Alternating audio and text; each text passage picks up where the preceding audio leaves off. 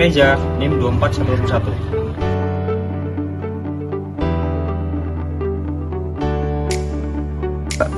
Halo, perkenalkan nama aku Solo Benedictus Sugurian dengan NIM 240403125. Hai, aku Tiffany dengan NIM 24128.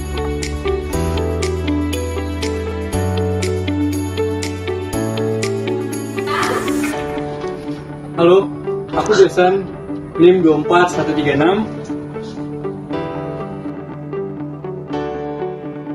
Halo, aku Mando dengan NIM 24123.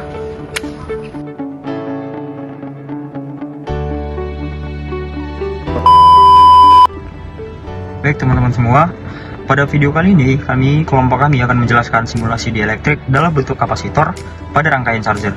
Nah, sebelum itu dari teman-teman semua pasti sudah tidak asing lagi kan dengan kata dieelektrik. Nah, sebelum kita lanjut ke pembahasan lebih lanjutnya mengenai program yang kami buat, kita harus mengetahui dulu apa itu definisi dari dieelektrik itu sendiri. Apa sih itu dieelektrik? Dieelektrik adalah bahan non-konduktor yang bisa dipolarisasi dalam medan listrik. Simpelnya itu, dieelektrik itu sebenarnya nama keren buat bahan-bahan yang nggak bisa ngalirin listrik, seperti plastik, kertas, kaca, ataupun keramik. Tapi jangan salah dulu, walaupun nggak bisa ngalirin listrik, dia penting banget di dunia elektronik. Biasanya dieelektrik ini dipakai di antara dua plat logam di kapasitor. Nah, waktu ada listrik masuk atau alias ada tegangan, bahan dieelektrik ini nggak bikin arus jalan, tapi dia bikin medan listrik di dalamnya itu jadi lebih teratur. Dia bisa membantu nyimpen energi listrik lebih banyak karena molekul-molekul di dalamnya itu ikut miring atau terpolarisasi ke arah medan listrik itu. Jadi intinya itu dieelektrik ini kayak pendukung diam-diam gitu yang bikin alat elektronik ini jadi lebih efisien meskipun dia sendiri nggak aktif. Nyetrum selain buat bantu nyimpen energi di kapasitor, dieelektrik juga membantu menjaga supaya nggak ada arus listrik bocor kemana-mana. Jadi semacam pelindung juga. Nah, yang menarik itu waktu molekul-molekul di bahan dieelektrik terpolarisasi, mereka bikin medan listrik dalam kapasitor jadi lebih lemah. Tapi justru efeknya kapasitansinya jadi lebih gede. Artinya itu bisa bikin medan listrik dalam kapasitor jadi lebih lemah. Tapi justru efeknya kapasitansinya ini jadi lebih gede, artinya bisa nyimpen muatan lebih banyak walaupun ukuran kapasitor tetap. Makanya kalau kamu bongkar alat elektronik kayak kipas, remote, ataupun TV, biasanya ada kapasitor yang di dalamnya udah diisi dieelektrik biar kerjanya maksimal. Oh iya, dieelektrik ini juga ada macam-macam loh. Ada yang padat atau bisa kita ambil dari contohnya yaitu keramik. Lalu ada cair seperti minyak trafo, bahkan ada gas seperti udara. Masing-masing punya ciri-cirinya sendiri. Nah, di mana masing-masing tersebut akan dijelaskan oleh rekan saya. Oke, selanjutnya kita akan membahas fungsi dieelektrik dan kaitannya dengan kasus yang akan kita bahas. Fungsi utama dieelektrik itu sebenarnya jadi bahan penyekat yang ditempatkan di antara dua plat logam, misalnya di dalam kapasitor. Walaupun dia nggak bisa ngalirin listrik, dieelektrik ini bisa nambah kemampuan kapasitor buat nyimpan muatan listrik. Kok bisa sih? Karena waktu ada medan listrik, molekul-molekul di dalam dieelektrik bakal ngeblokin diri alias terpolarisasi. Dan ini tuh buat bikin medan listrik di antara plat jadi lebih kecil, jadi si kapasitor bisa nyimpan lebih banyak muatan. Selain itu, dieelektrik juga mampu jika kebocoran arus, jadi listrik gak akan jalan sembarangan. Intinya dia itu kayak pemain pendiam, yang kerjanya diam-diam, tapi penting banget buat alat elektronik jalan dengan aman dan efisien. Fungsi utama dari bahan dieelektrik itu, yang pertama meningkatkan kapasitansi tanpa harus memperbesar ukuran fisik kapasitor, dan juga menjalankan arus langsung atau DC sambil tetap mengizinkan pembentukan medan listrik di antara plat, menentukan kualitas dan kegunaan kapasitor terhadap respon suhu, frekuensi, tegangan, dan lain-lain. Nah, jadi kalau kamu pernah nyolokin handphone atau nyolokin adapter laptop, kamu akan nemuin sama satu alat yang namanya komponen kecil tapi penting banget, namanya kapasitor.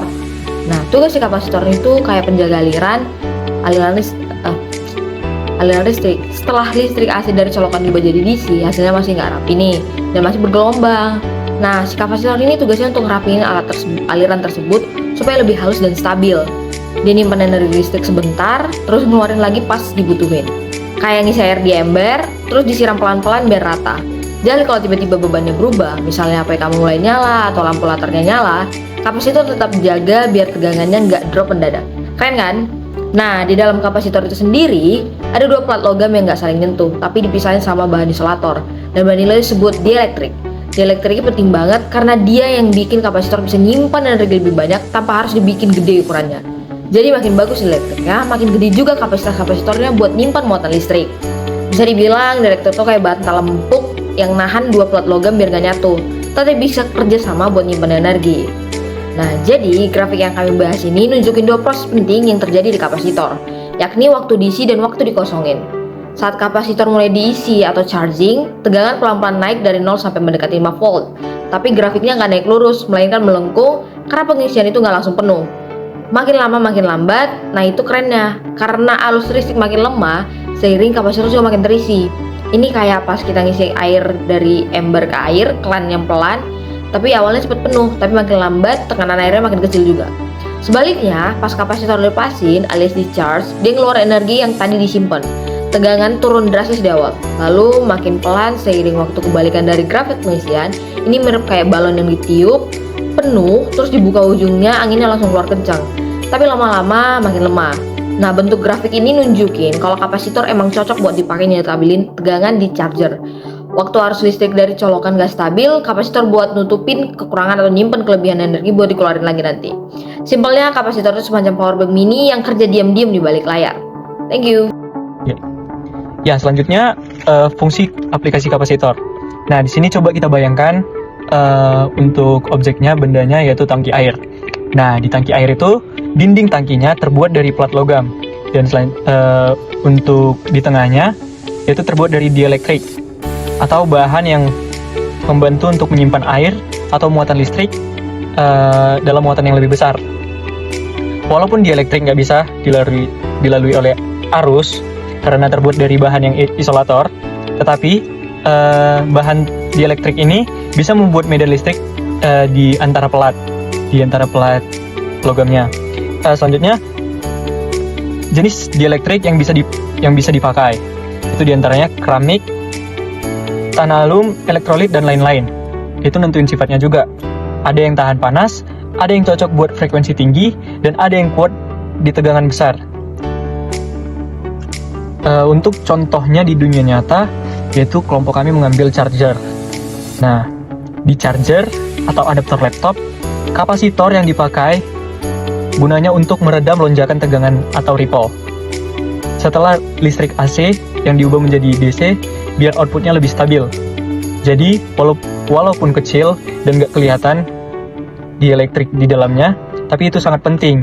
Ini yang bikin kapasitornya menjadi kerja lebih cepat, hemat energi, dan tahan lama.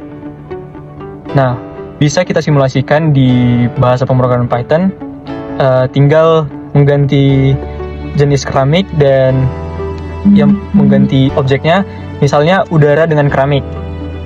Terus kita lihat nih perbedaan performa di grafiknya. Nah, untuk penjelasan berikutnya atau kesimpulannya akan dijelaskan oleh teman saya.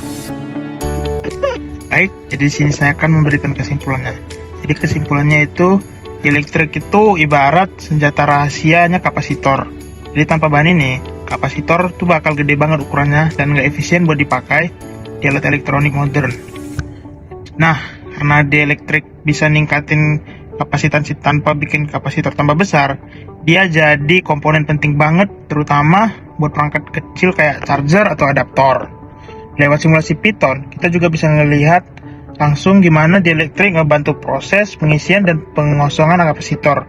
Dan itu bikin kita juga makin ngerti gimana alat elektronik bisa tetap stabil walau beban dan kondisi terus berubah. Jadi, ngerti dielectric cara kerja jantung dari banyak sistem elektronik. Dan yang keren, semua ini bukan cuma teori doang. Bisa dibuktiin langsung lihat simulasi.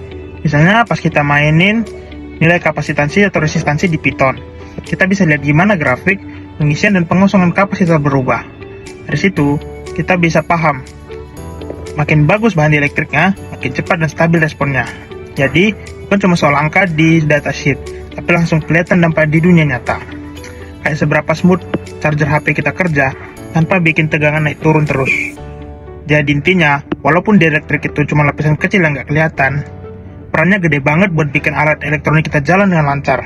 Mulai dari menjaga tegangan tetap stabil, nyimpan energi, sampai ngurangin gangguan, semua balik lagi ke kualitas si dielectric. Lewat simulasi dan pemahaman dasar kayak gini, kita bisa makin ngeh kalau di balik teknologi modern ada ilmu fisika dan komponen kecil yang kerjanya luar biasa. Gak cuma bikin kita ngerti, tapi juga bikin kita lebih menghargai setiap detak dari charger, adaptor, dan semua alat yang menemani hidup kita sehari-hari. Sekian kesimpulannya